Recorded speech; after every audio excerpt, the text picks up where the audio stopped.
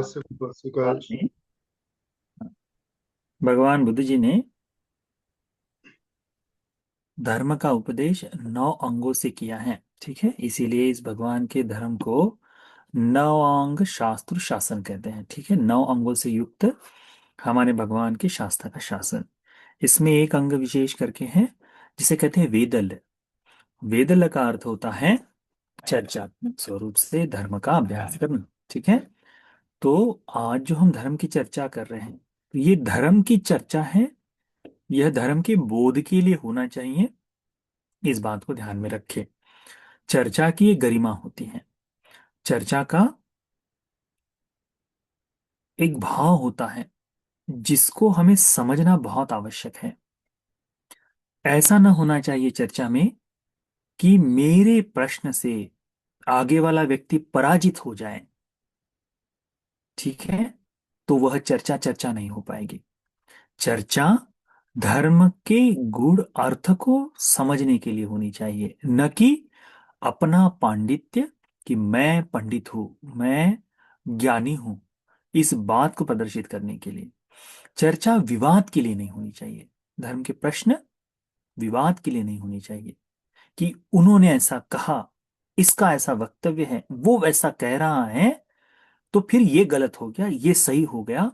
ये विवाद का कारण उत्पन्न न होना चाहिए। धर्म की चर्चा जिस तरह से भगवान ने बताई है कि अर्थ को, धर्म बोध को, मुक्ति मार्ग को पुष्ट करने वाली होनी चाहिए। तब जाकर ये धर्म चर्चा जो है वो वास्तव में चर्चा हो सकती है।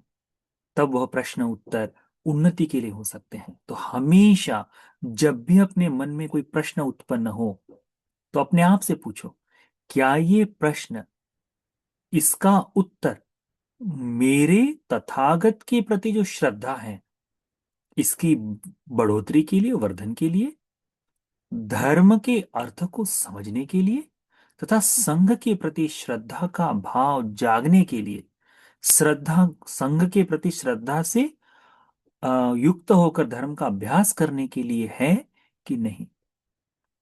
तो ऐसा भाव है तो प्रश्न बहुत सुंदर रहेंगे, वास्तव में हमें उन्नति की ओर ले जाने वाले रहेंगे। तो फिर हमारे प्रश्नों से, जैसे हम भगवान के समय में धर्म भगवान को किसी ने प्रश्न पूछा और उन प्रश्नों के उत्तर को आज हम अभ्यास में ला रहे हैं, जिससे हमारा ज्ञान वर्धन हो रहा है, वैसे ही हमारे प्रश्न भी दूसरों के लिए सहायक हो पाए। भगवान के पूछे प्रश्नों की तो तुलना नहीं कर सकते, परंतु भगवान के प्रश्नों का ही गूढ़ अर्थ किसी अन्य अर्थ में हमको यदि जानना हो, तो ये चर्चा होनी चाहिए। इस बात को ध्यान में रखो। ठीक है, तो इसी मन को भाव में रखते हुए कोई भी प्रकार से, किसी भी प्रकार से अपना व्यक्तिगत प्रश्न कृपा कर इस पर न पूछें। ध्यान के संबंधित आपकी ध्यान साधना में जो मार्ग में मैं ध्यान में इतना पड़ गया हूं, इतना ये हो गया है, ये, इसके बारे में भी मत पूछिए। उसके लिए निरंतरता से भक्ति जी लोगों से आप व्यक्तिगत रूप से प्रश्न पूछ सकते हैं, वो ज्यादा श्रेष्ठ है।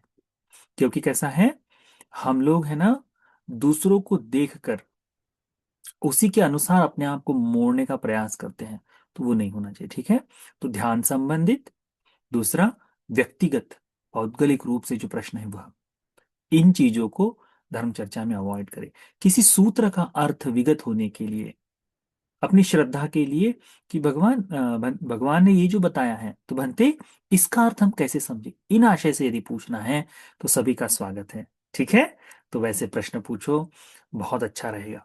दूसरी बात, एक विशेष करके एक बात ध्यान में रखो, अपने युवक बच्चों को निरंतरता से बताओ, बच्चों, यदि आप लोग मुझसे व्यक्तिगत रूप से बात नहीं कर सकते, यानी तुम लोगों से, तो अपने मन की बात भिक्षुओं को बताया करो।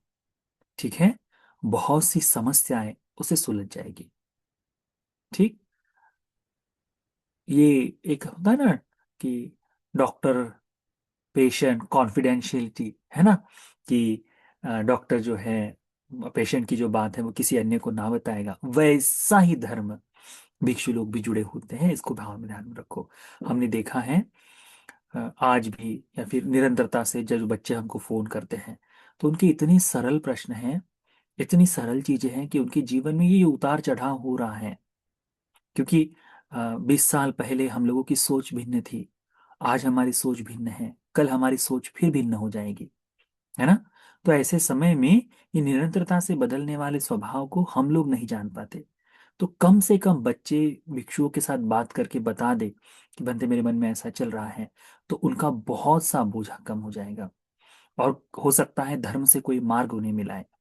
इसीलिए अपने बच्चों को भी इनकरेज करो कि बेटा बात करना है तो बंते जी को फोन कर दो, ठीक है। बहुत ही गूढ़ ऐसी बात ना हो तो लड़कियां भी महिलाएं भी जो है वह दोपहर के समय कभी भी किसी भी लड़की को बोलना, यदि आपकी बेटी है तो कभी भी किसी भी भिक्षु के साथ शाम को 6 बजे के बाद बात ना करें, ठीक है।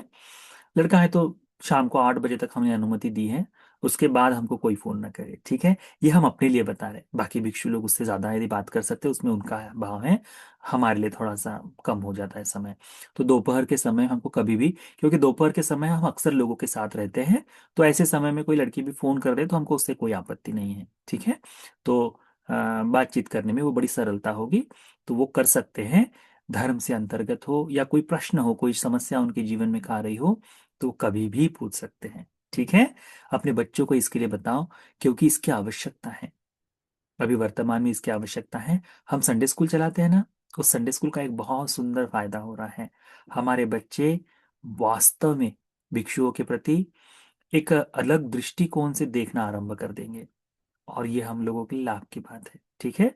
ठीक ठीक, तो इतना पर्याप्त है। अब कोई प्रश्न है तो एक एक करके हमको पूछते जाओ, हम अनम्यूट करते जाएंगे आपको, और वो प्रश्न पूछो, उसका धर्म से उत्तर देंगे। हाँ, जादव जी, सचिन, हाँ अनम्यूट बंदे, करो। आदरणीय बंदे जी वंदामी। कि हो। आप कैसे, आपका आरोग्य वगैरह ठीक है बंदे जी? ठीक ठीक ठीक ठीक है। जी बंदे जी। बंदे जी, मेरे दो सवाल हैं। पहला सवाल ये है, मैं पहला प्रश्न ये है कि परित्य देशना या कोई भी घर में जब हम प्रोग्राम करते हैं तो उस समय मूर्ति अनिवार्य होती है क्या?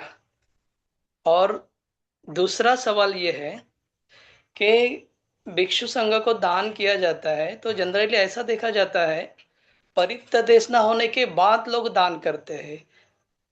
क्या वो उचित है, या परित्य देश न करने के पहले दान करो, उसके बाद उसके अनुमोदनार्थ परित्य देश न करो, या फिर सुत्त पठन करो? अच्छा,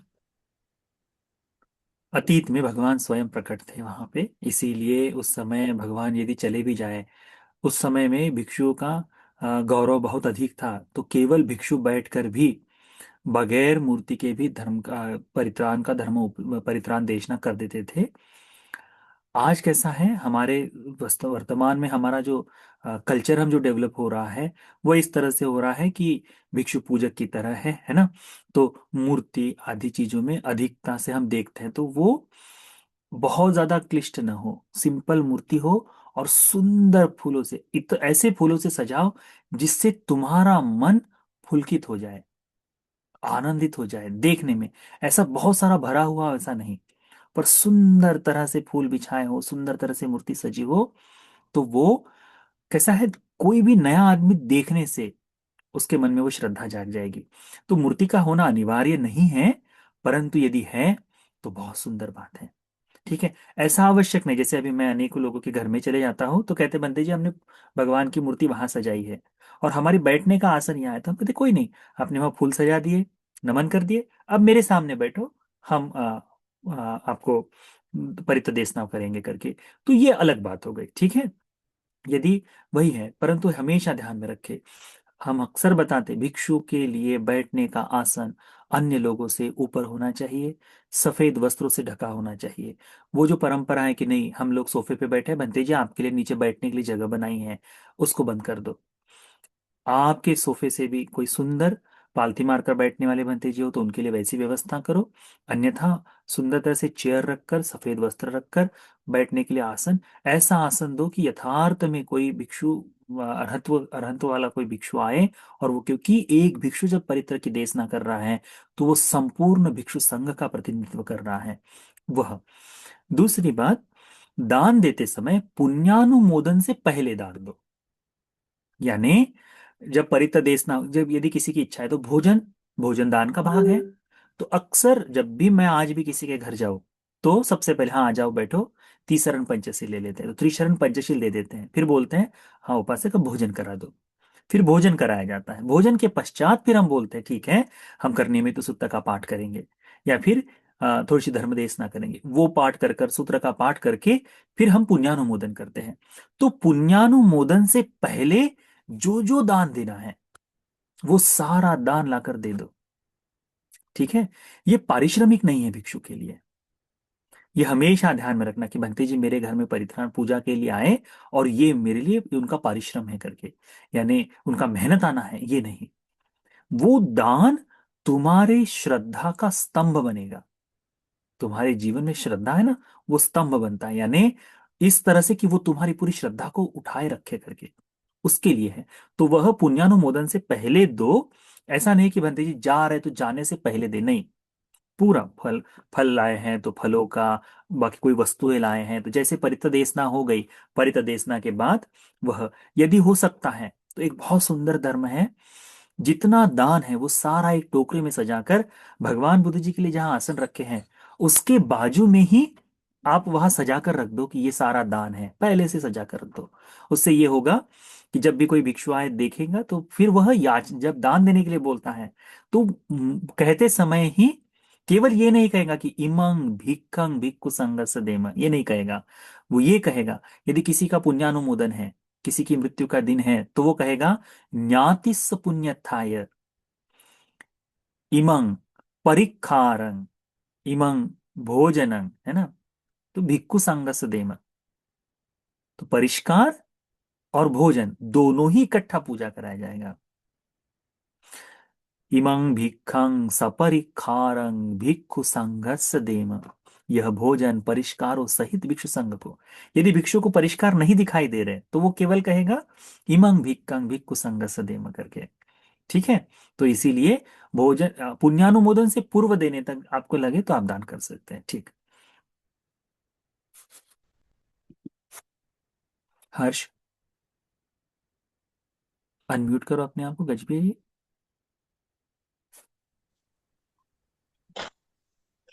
वंदा में बनते जी। सुखी हो, मंगल हो। मेरा प्रश्न यह था कि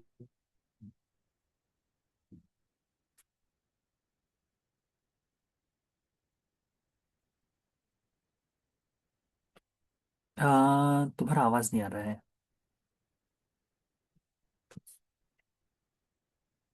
हर्ष, हेलो।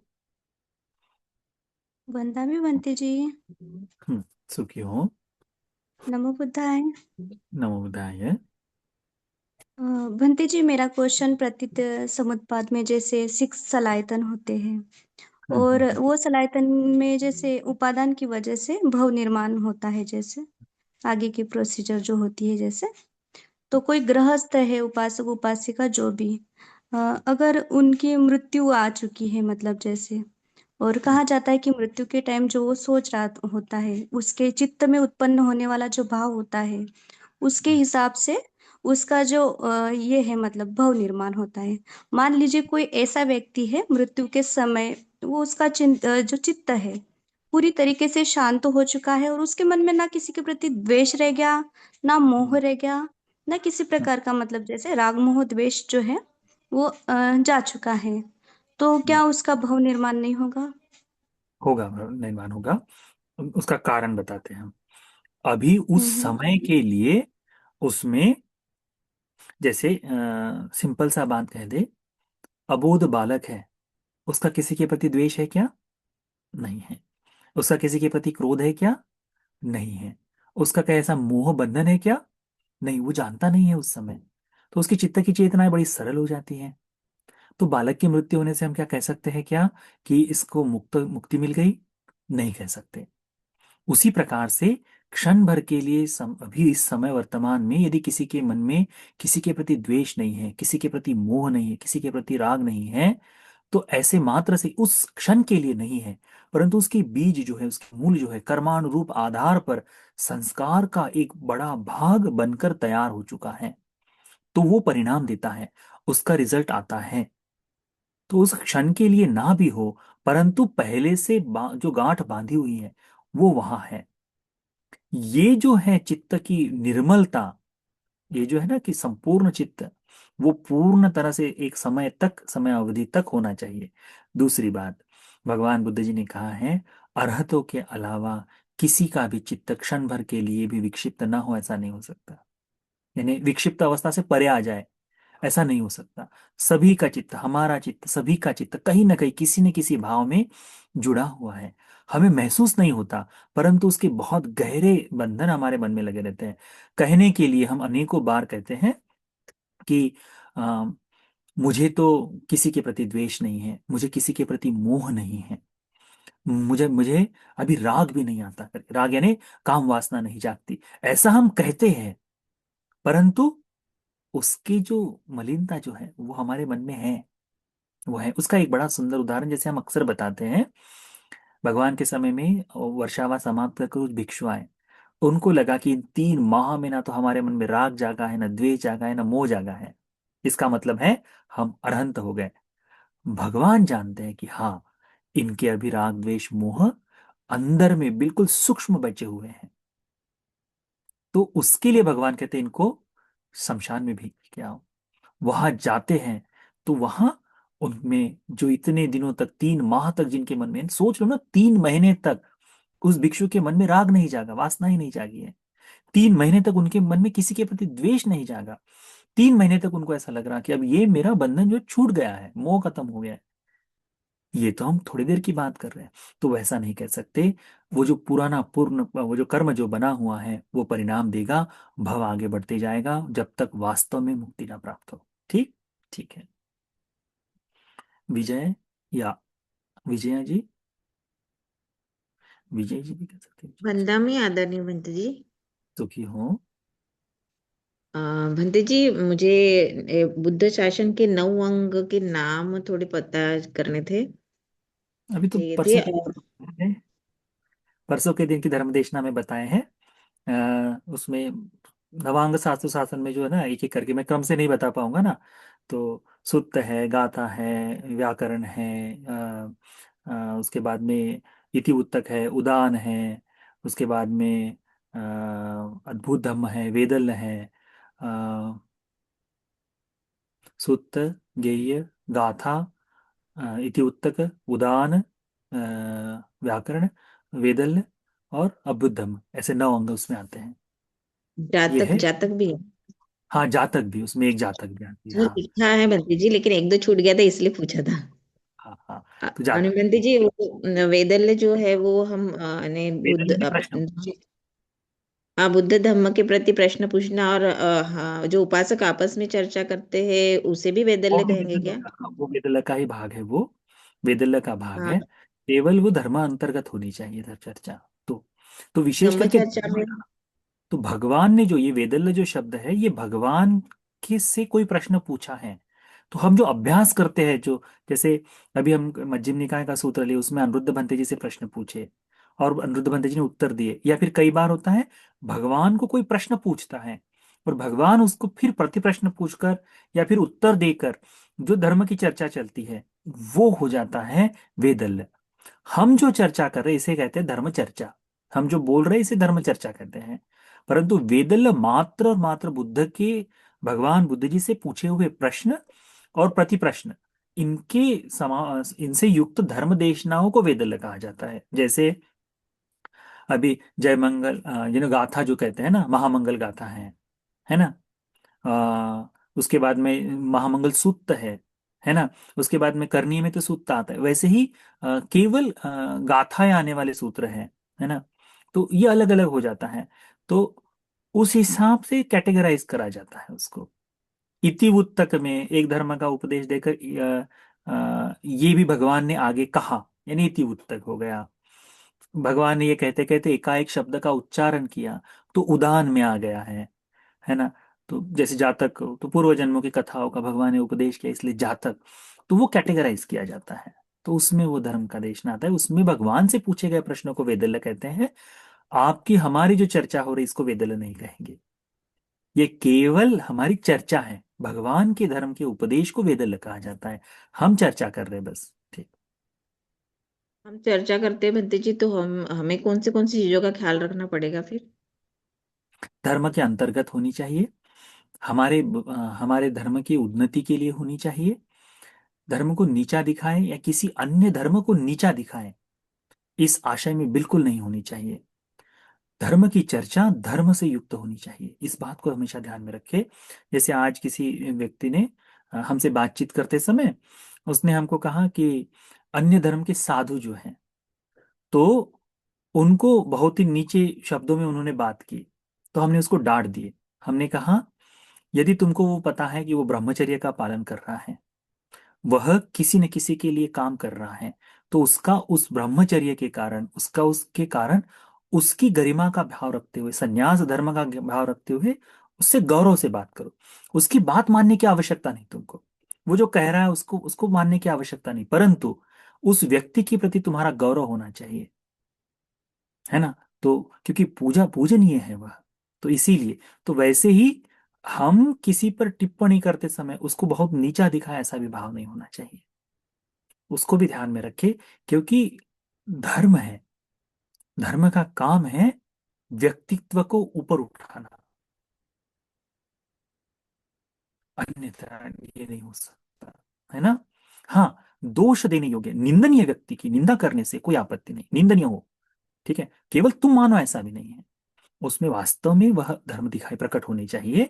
परंतु हमको जब तक पता है कि सन्यासी है, ब्रह्मचारी है, वह धर्मनिष्ठ है, ठीक है, चाहे थोड़ी बहुत बातचीत हो, परंतु जब तक वह उस धर्म का पालन कर रहा है तब तक तो गौरवनीय है ही है।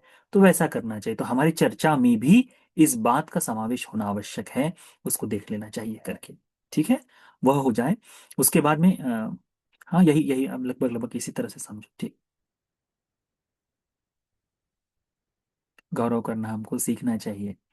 कहते हैं ना, जब तक हम गौरव नहीं करेंगे किसी का, वंदा में तब बंती तक जी। पात्र हम भी नहीं बनते हैं, ठीक। नमो वंदा बुद्धाय। में बंती जी। हाँ, बंती जी, बहुत सुंदर सूत मैं सुनती हूँ। बहुत सारे हम्म, सूत अभी सुने हैं, लेकिन मुझे याद नहीं रहता, तो थोड़ा दुख लगता है मुझे कि मुझे याद क्यों नहीं रहता है। मैं कभी कभी रोती भी हूँ बंती जी, मुझे भी याद नहीं रहता उपासिका। हम लेकिन जो बहुत बोलते बुरा हैं ना, लगता है ना बंती जी। कोई हम आपत्ति नहीं, आप हाँ। कोई आपत्ति नहीं उसमें। तुमको हम ये धर्म देशनाएं क्यों कर रहे हैं? आपको क्या लगता है, मुझे ये पूरे सूत्र 30 सूत्र हमने बताए, आप हमको अभी पूछोगे ये मध्यम निकाय के सूत्र यदि बोले, तो हमको याद है क्या? हमको भी याद नहीं है। हमने ये बोला इस धर्म का श्रवण करो, इस धर्म का श्रवण करके उस समय तुम्हारी चेतना ये होनी। धर्म के श्रवण का विशेष भाग ये होता है कि उस धर्म का श्रवण करके मेरे शास्ता जिनकी शरण में मैं गया हूं, मैं जिनकी शरण में गई हूं, उन शास्ता का धर्म इतना गंभीर, इतना सुंदर, मुक्ति की दिशा में ले जाने वाला है। तो जिस दिशा से जिसका मैं आचरण कर रहा हूं, ये गलत नहीं हो सकता, ये गलत दिशा में ले जाने वाला नहीं है। तो भगवान के प्रति भक्ति आपकी मजबूत हो, इसके लिए वो सूत्र है, ठीक है। ये सूत्रों का उपदेश आपको उसके लिए सुनना है। दूसरा, हमने आपको बताया, हमें आज क्या नाम है वो परियत्ति वाले भैया, संदेश भैया को भी हमने यही बोले कि संदेश, ऐसे जीवन में कुछ सूत्र होते हैं, हमने धर्मदेशना में बताया, ऐसे कुछ सूत्र होते हैं जो तुम्हारे यहां पे टच होते हैं, तुम उनको दसियों बार सुनते हो, उनको तुम बार बार सुनकर तुम उसका आनंद लेते हो, वो तुमको याद हो जाते हैं। तो फिर वो सूत्र जो है वो तुम्हारे जीवन में 10 हो सकते हैं, 20 हो सकते हैं, 50 हो सकते हैं। क्योंकि भगवान में तो अभी जैसे हम संयुक्त निकाय देख रहे हैं, 28,000 सूत्रों के आसपास सूत्र है, कहाँ याद करेंगे, है ना। अंगुत्तर निकाय के सूत्र इतने दसियों हजार में आते हैं। 152 सूत्र है लगभग मध्यम निकाय में। उदान इति तक धम्मपद की 400 गाथाएं हैं, 400 से अधिक गाथाएं हैं, कहाँ याद होती है। हम एक शुरुआत में हमारा समय था, हमको बहुत लगता था कि याद करें, दूसरे भिक्षुओं को सबको याद है, मुझे ही याद नहीं होती थी, तो हमको बड़ा बुरा लगता था। हमको लगता था हम ही ऐसे नहीं हो सकते। फिर हमने देखा कि नहीं हो रही, तो अभी क्या करें, वो डेली का अभ्यास करने की आवश्यकता है, परंतु उसके अलावा फिर बाकी चीजों में। तो धर्म सुनते समय इन दो चीजों का हमेशा ध्यान में रखना चाहिए। कौन सा? कि ये धर्म श्रवण हमारे मार्ग को बनाए रखने के लिए है, कि मैं जिस मार्ग पर चल रहा हूं उस मार्ग पर चलते रहो ये, और मेरी तथागत के प्रति श्रद्धा और मजबूत होते जाए, बलवान होती जाए, अटूट होती जाए, उतना पर्याप्त है। धर्म का श्रवण उसके लिए है, इसको ध्यान में रखो। इसके लिए नहीं कि तुमको सब याद हो जाए करके, नहीं हो सकते, नहीं हो सकते। अभी देखो ना, हम अभी गूगल पर कुछ टाइप कर दे कि ये सूत्र का उपदेश बताओ, एक सूत्र बताएगा नहीं, दसियों सूत्र अलग अलग तरीके से बताएगा, तुम जो खोज रहे हो वही नहीं बताएगा। तो जब इतनी टेक्नोलॉजी, गूगल वो सब कमांड वगैरह फिट करने के बाद भी एग्जैक्ट हमको नहीं बताता, तो फिर हमारा ब्रेन तो वैसा काम नहीं करेगा ना। इसलिए उसके बारे में बिल्कुल बुरा मानने की आवश्यकता नहीं, बिल्कुल बुरा सोचने की आवश्यकता नहीं। धर्म में बने रहने के लिए ये आवश्यक है, ठीक है? उस हिसाब से समझो। और फिर अपने स्वाद के लिए, अपने आनंद के लिए, अपने जीवन को जो रिलेट होते हैं, रिलेट यानी अपने जीवन में जो समाविष्ट कर सकते हो, जिसको आप जोड़ सकते हो आपके जीवन जीवन में, जिससे जो जुड़ जाती है बातें, वैसे कुछ सूत्र आपको सुनने में मिलेंगे। तो उन सूत्रों को अपने प्लेलिस्ट में सेव करके रखो, या उनको फिर बार बार, हर महीने में एक बार, हर 2 महीने में एक बार, साल में 2 बार, साल में 4 बार, 10 बार उसको सुनना शुरू करो, उनको पढ़ना शुरू करो। तो फिर तुमको फिर वो आनंद देगा, ठीक है? तुम वैसा काम करो तो ठीक रहेगा। ठीक।